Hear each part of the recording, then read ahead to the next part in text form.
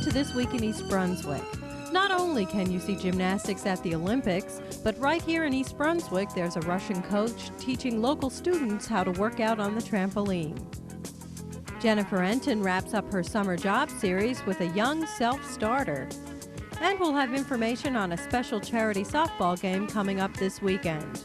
All of this and more is coming up, including some general pet care information on your pet doctor, the weekly programs at the Township Gazebo and Community Beach, and a review of Monday night's Township Council meeting.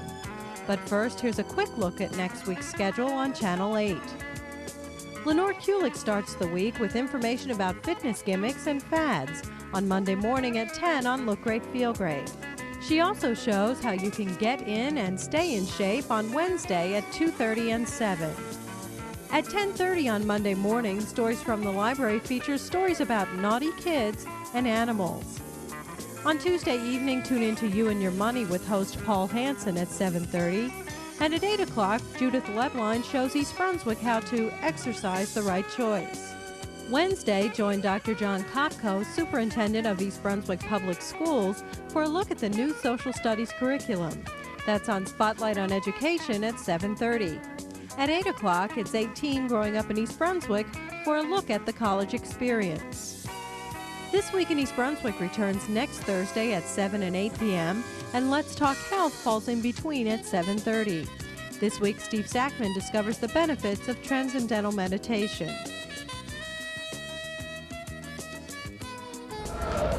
Here in East Brunswick at Middlesex Gymnastics Academy, there's someone very new, brand new from Russia. His name is Sasha Snovsky, and he's a trampoline coach here, and we wanted you to meet him.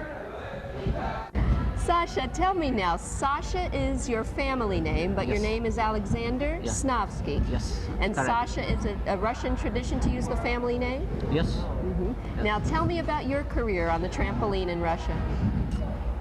I was jumping in 1967. I was in the first grade. I bounced about until 1984. It's a lot of years. And you wanted to come to this country, but at that time you weren't allowed to come? No, it wasn't possible. But you know, Politics. It's a big story. But since you have been able to emigrate here through some synagogues in the Monmouth County area, and that's how you found your way here to Middlesex Gymnastics Academy, is that right? Yeah, that's right. Tell me about the difference in working with American children as opposed to any coaching you may have done or training that you did in the USSR. Yeah, I know, it's a big difference because different kids, different parents, different school.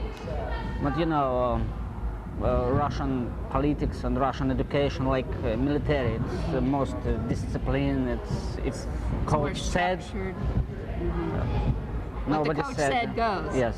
How about here? Yes, but here it's a little bit different, a little bit maybe difficult. But I like it. It's okay. It's kids. They looks like kids. They not looks like machine. Did you see Olympic Games now? Yes. Who are you rooting for, by the way? I'm professional sportsman. I just I like to see just Russian gymnast, China diving, American basketball. I'm not. You like it all. Yeah, I like just perfect, great sportsman, great show. What's your favorite thing so far about living in the United States? Car. I like. It's your first and only car? Yes.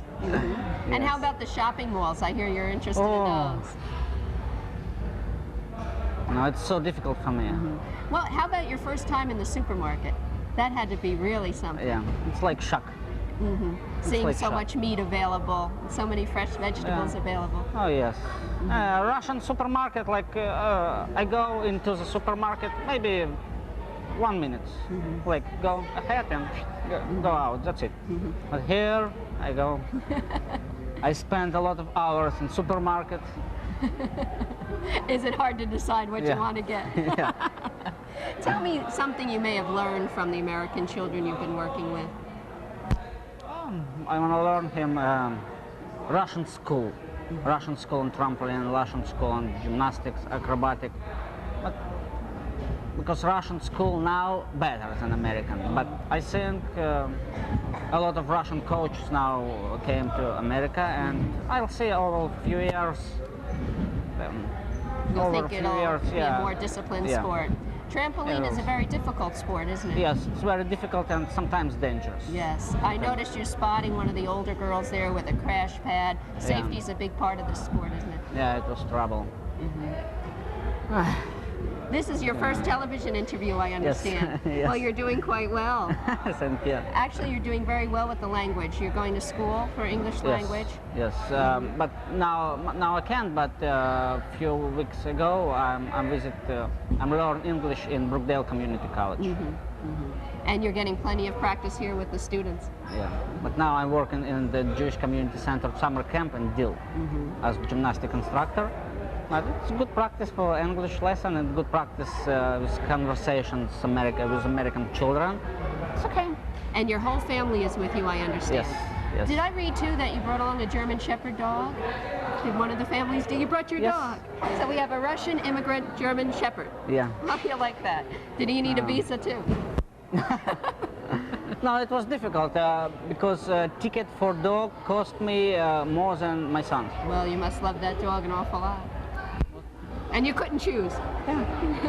Well, we're very happy to have you here, and we hope you like it here in East Brunswick, and we wish you a lot of luck.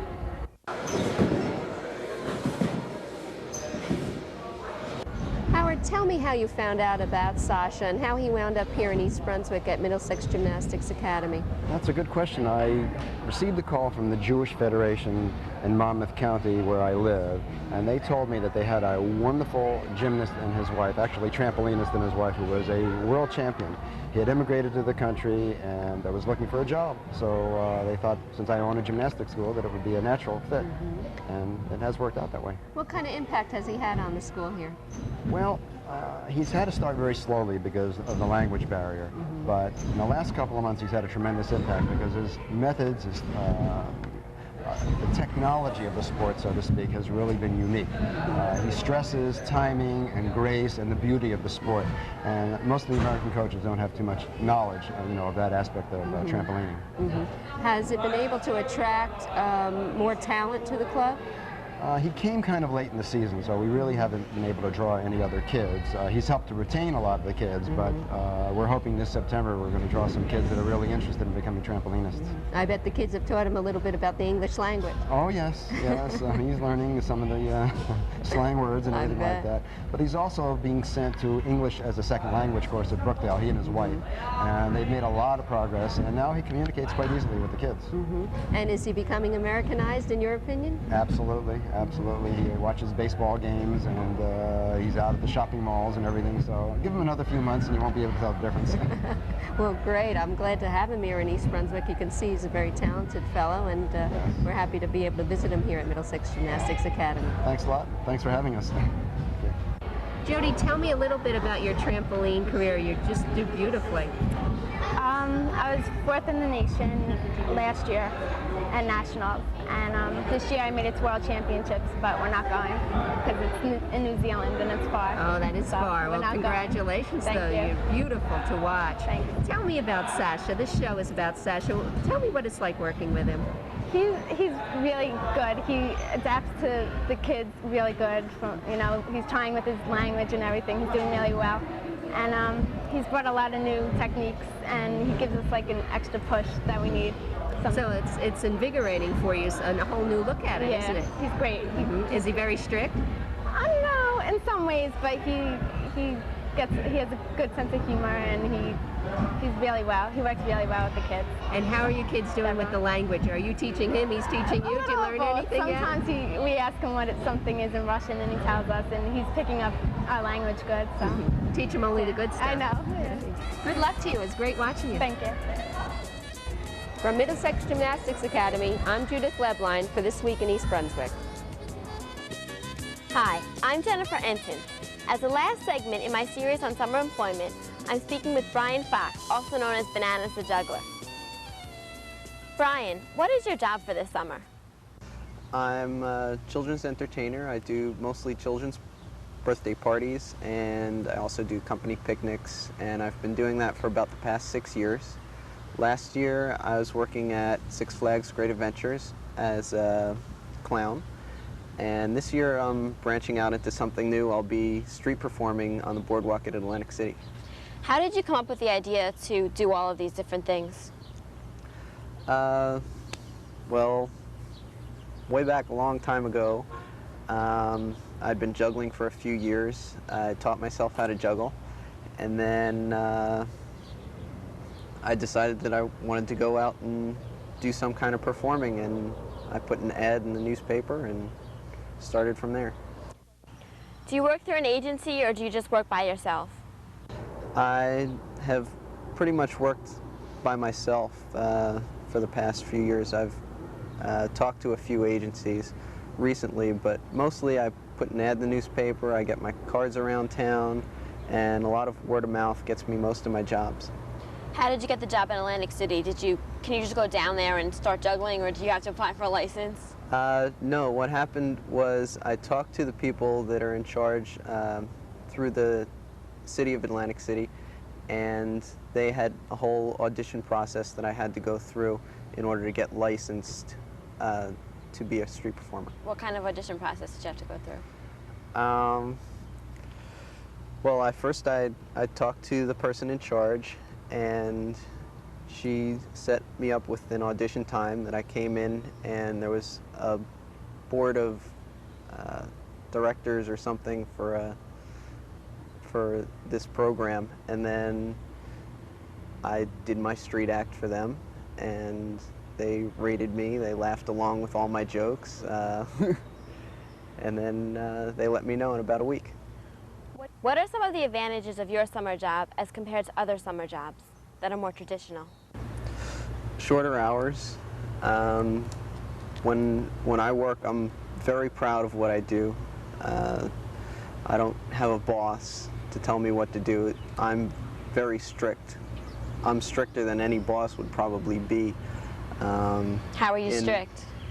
Well, when I go to a performance, I make sure that I look the way I should look.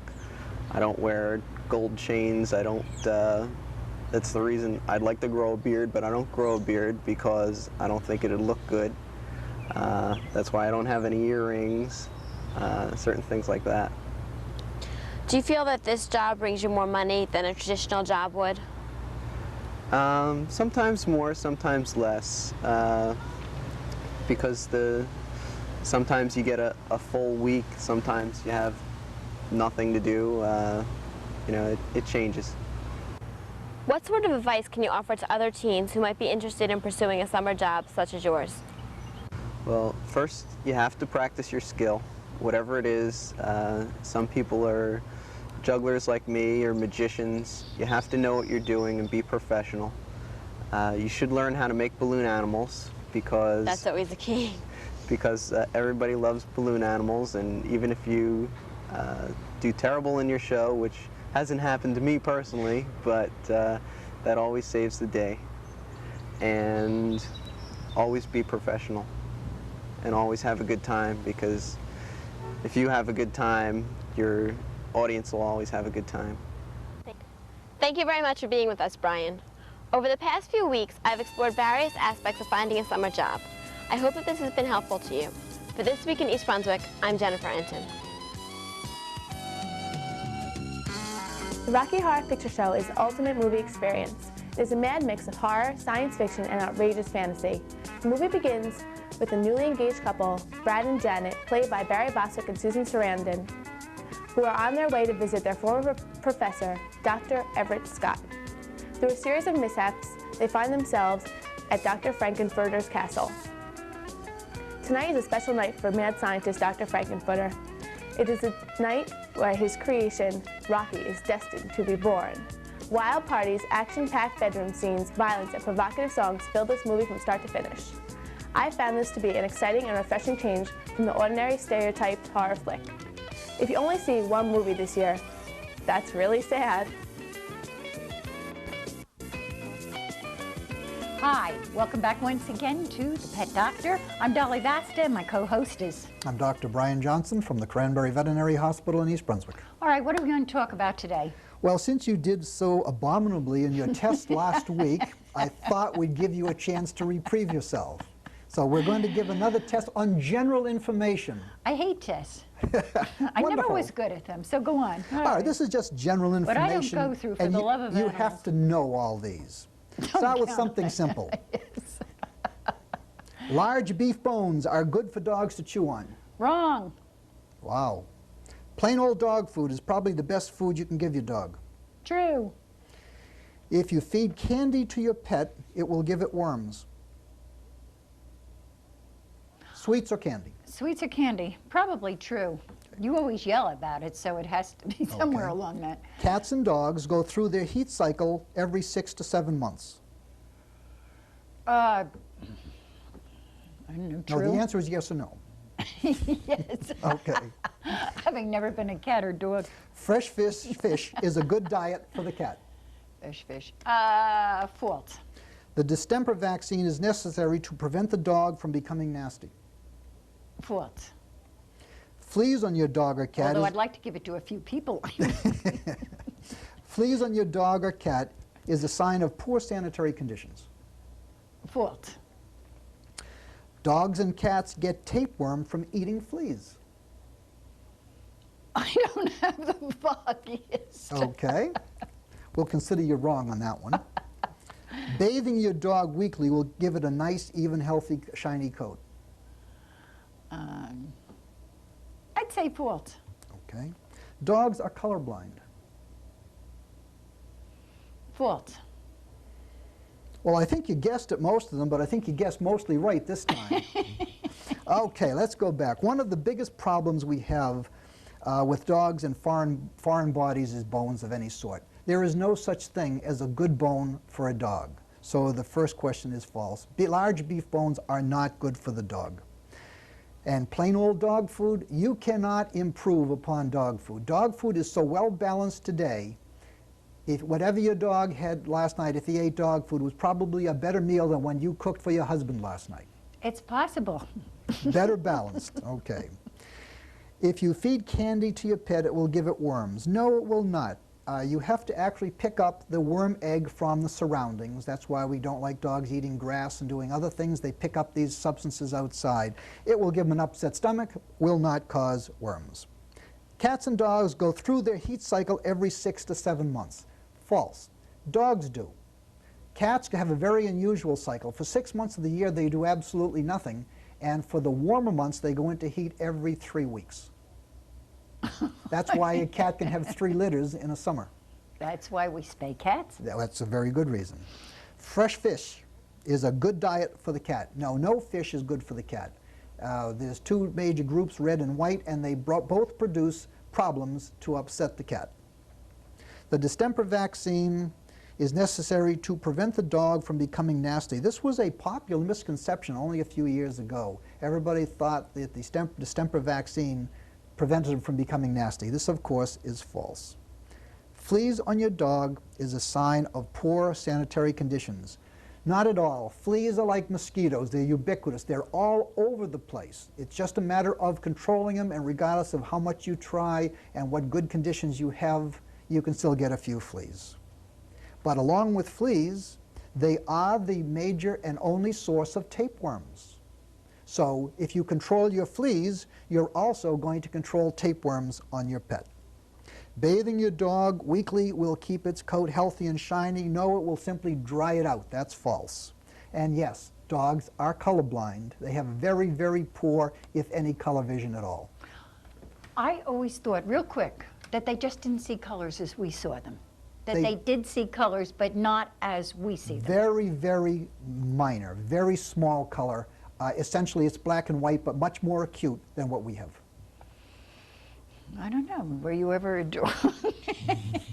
I find that hard to believe. But anyway, we'll take it from there. Thanks a lot. It was fun. It was fun, and we'll have to do it again some other time. In the meantime, all of you out there, take care. We'll see you next week.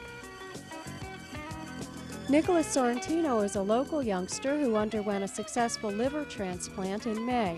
Friends of the Sorrentino family have planned a benefit softball game here in town to help defray Nicolas's medical expenses. Well, what happened was a couple of the friends and family got together and hoped to defray the cost of the medical expenses for little Nicolas, and we thought it would be a good idea to have a benefit softball game. So we got in touch with some of the producers and all my children and asked them if they can help us out, and we're going to have a game and hope to raise a lot of money for the Sorrentino family on August 2nd, 2 o'clock at Manager's Softball Field.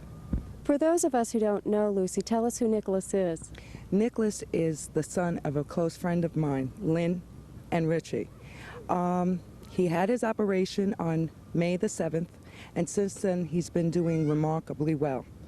He seems like any normal 4-year-old at the point. Rita, give me the details of the game again, when and how much. Okay, the game is this Sunday, 2 o'clock, Manager's Field on Dunham's Corner Road. It's $5 for adults, children 12 and under are free. And if people would like to contribute but they can't make it to the game, how can they do that? They can send checks to Anna Chencenzo, care of PTA Frost School here in East Brunswick. The last of the free summer concerts at the Gazebo took place Monday. The Banjo Ragtimers Dixieland Jazz Band played before a large crowd.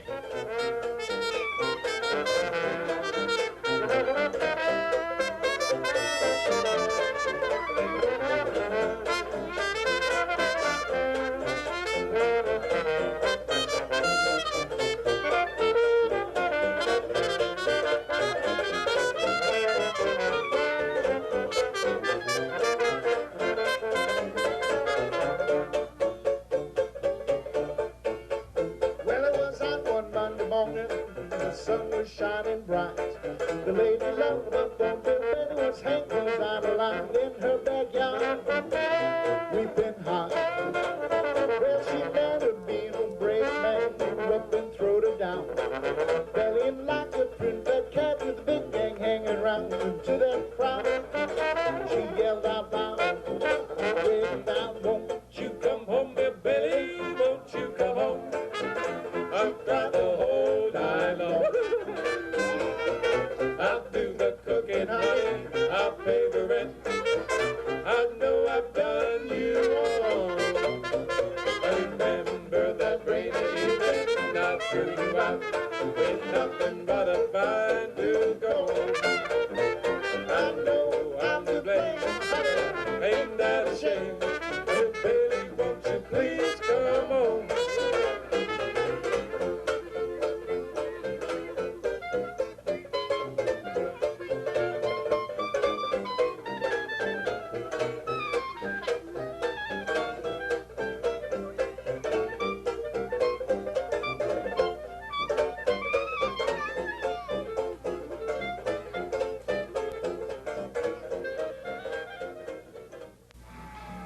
Wonderful Wednesdays at the Beach came to conclusion this week as Mr. Magic Jack Sandors taught children to just say no to drugs in an entertaining yet educational way.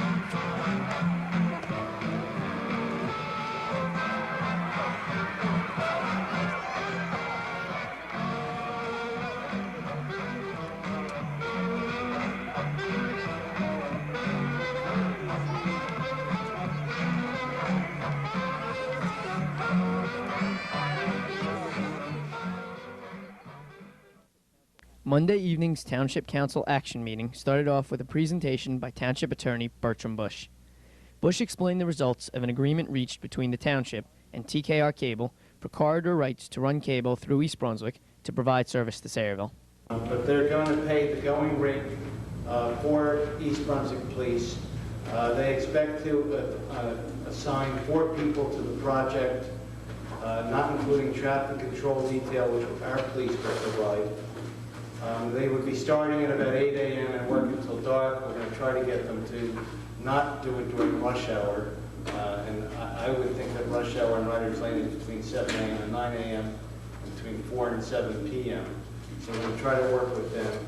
They say the project will take approximately 20 working days above ground, the aerial stuff, and 6 working days underground. And they're saying there would have to be bucket trucks, and there'd be 1 lane of traffic would be closed while they're working. So when this happens, we'll try to get it properly posted. I don't know if Captain. The council later voted to table an ordinance amending a zoning code for drive-through windows at fast food restaurants. Councilman Tom Clark suggested tabling the ordinance until more specific information is available.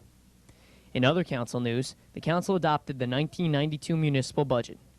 Council President Dave Zarnowski explained to the public why the budget was voted on so late. The reason we're adopting this budget on July 27th is due to the fiscal problems in Trenton and the fact that the budget wasn't developed there until late June. Once the budget was developed and passed at the end of June, we had to wait for certification from the State Board of Finance so that we could actually vote on it. Now, at this point, we have a temporary certification until we pass down final copies to Trenton so that they can certify it. And again, it was quite disappointing that it took a month after the budget was passed to finally get clearance from Trenton to vote on it. And again, it's very unusual that we could vote on it at this point. The council also voted unanimously to authorize the township attorney to appeal the trial court decision regarding a township cigarette vending machine ordinance.